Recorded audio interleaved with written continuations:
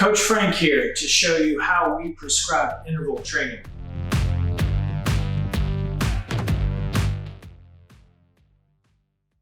By interval training, we're talking zone 4, 5, and 6 intervals, and I'm going to walk you through our intervals for road racing plan. This is going to be our intermediate plan.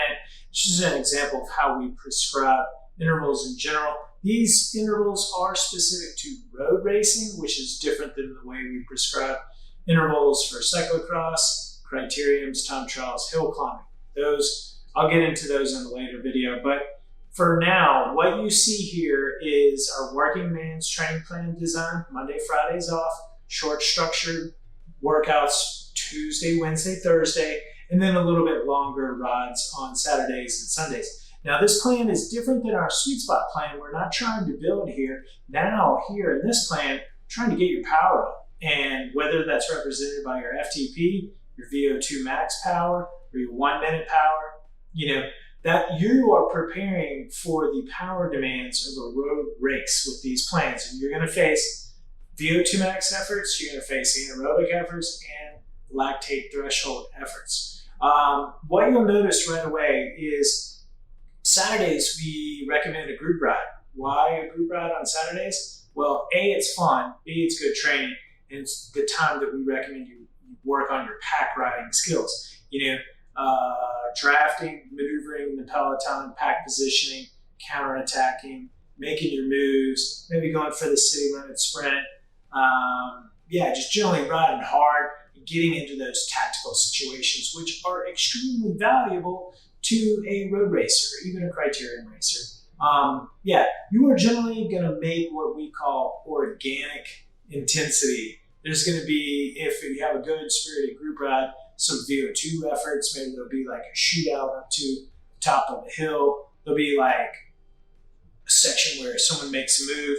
That's good intensity. It's unstructured. We recommend it. You just kind of want to see the efficacy of the group ride from the post-ride analysis. But let's get back to, let's start from Tuesday. So Tuesday, week 2, you're going to do some anaerobic work. Zone 6, 2 sets, 4 by 1 minute on, 1 minute off, 5 minutes in between sets. That's 8. That's not. That's 8 minutes of anaerobic work. So you take the number of reps times the sets, 4 by 1, 2 sets of that. That's 8 minutes. That's a good introductory or a good intermediate amount of anaerobic work. And then what we're going to do the next day. That ride is only an hour. Don't resist the temptation to ride longer.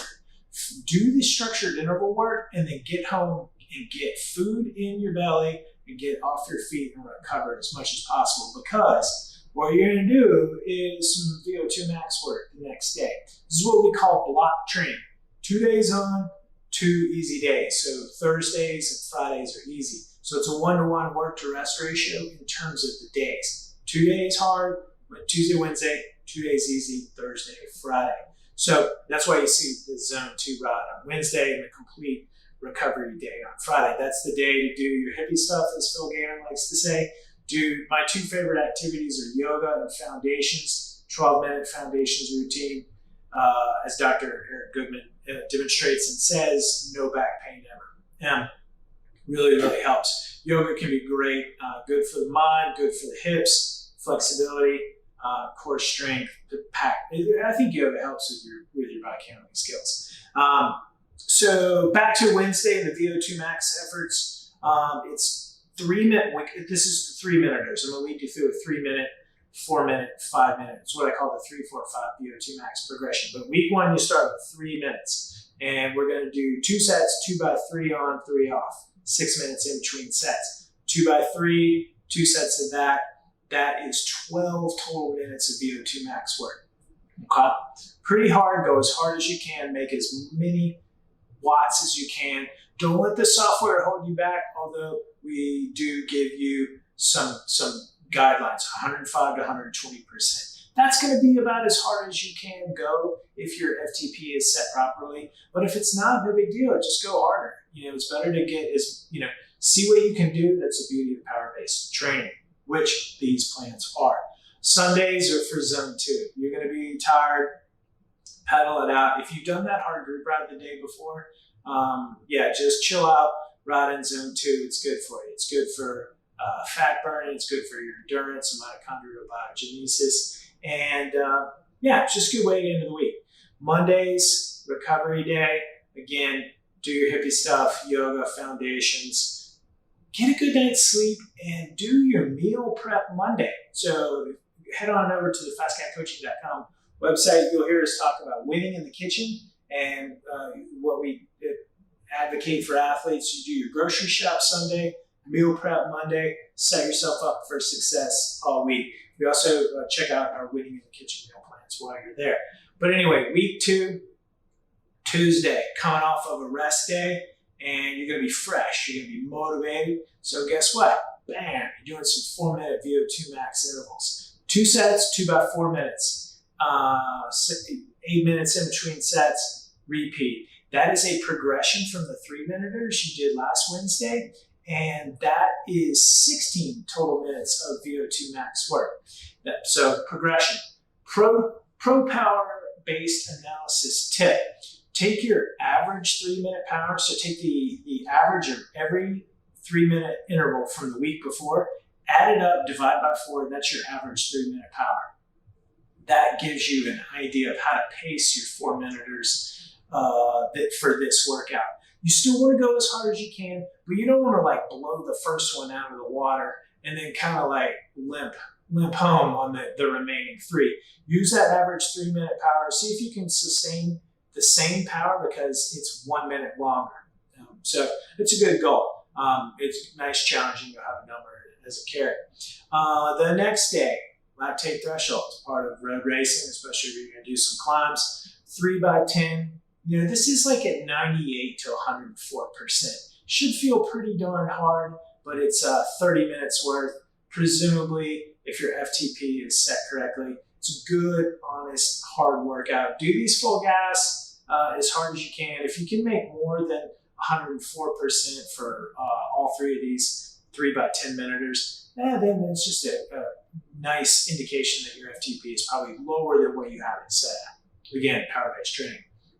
Again, with the block training method, 2 days on, 2 days off. So Thursday, Friday are easy. Zone 2 on Thursdays, really resist the temptation to ride harder than the zone 2. Set yourself up for success. Don't dig a hole that you can't climb out of 3 or 4 weeks later, and just be patient and disciplined. FTFP that zone 2. Rest day Friday, do your hippie stuff, yoga foundations, meditate, get a great night's sleep. Really set yourself up for that hard group ride the next day. The closer you get to the season with this training plan, the more you want to treat that hard group ride kind of like a race. So get in those tactical situations, go pretty hard, test yourself out. You know, these are meant to be fun, but they're also meant to be productive. Again, zone 2 on Sundays. So that gets you to week 3. Now, as a part of that 3-4-5 VO2 progression, you're going to do 5-minuters on Tuesday. Take your average 4-minute power from the week before, use that as a carrot to see if you can sustain, or by now, as you're adapted and a little bit faster, see if you can do more. That's the fun part of power-based training. It's always, chasing some numbers. The 5-minuters are hard. You're doing 4 of them, that's 20 minutes total. This is a good intermediate workout. If you can do 2 sets of 3 by 5, that's 30 total minutes. That's maybe a more advanced workout for like a Cat 3 that wants to move up to Cat 2, or like, an expert level mountain biker, things like that. Nowadays, I'm almost 50. I just do 2 sets, 2 by 5. That's a really hard workout for me. One of the masters, the 7 successful habits of master cyclists, is to emphasize the quality of the interval and not necessarily the quantity. So my recommendation is, if you're a master space cyclist, do the intermediate version. That's 2 sets, 2 by 5 minutes on, and that's 20 minutes total workload. The third week, this is also a regeneration week, and what you see here, you'll go to Tuesday, so you get off this block training. Block training is pretty hard, so you'll have done 3 weeks of it. Now you come to this 4th week, as we are showing here. So you just basically go Tuesday on, Wednesday off, and then easy on Thursday, easy on Friday, and then wabamo. The hardest workout there is, the most diabolical there is the Tabatas, the 40-20s. These are possibly the most difficult workout there is, but it's also the one that pays the greatest dividend. This is the workout that makes you fast, the fastest. So what is it? We're doing 2 sets, 8 reps, 40 seconds on, only 20 seconds off, and you're just going to have to bite the stem and chew it, for reps 6, 7, and 8. First couple of reps, my pro tip is do not exceed 170%. The middle reps, you'll be like, oh boy. And then by reps 6, 7, and 8, you're hanging on for dear life. Just try to sustain 170%. That's your target. Can you do that the first time you do this workout? That remains to be seen. It's extremely challenging. If you go to failure, that is okay. That just means you got the most out of yourself you could on this day. And then when you try this workout again later on in the season, maybe you can measure some improvement.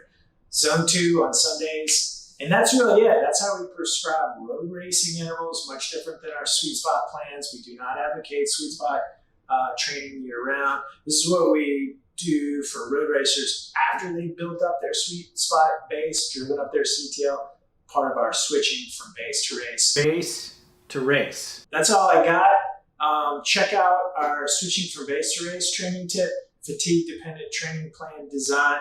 And as always, get out there, work hard, ride fast, have fun, and as always, FTFP.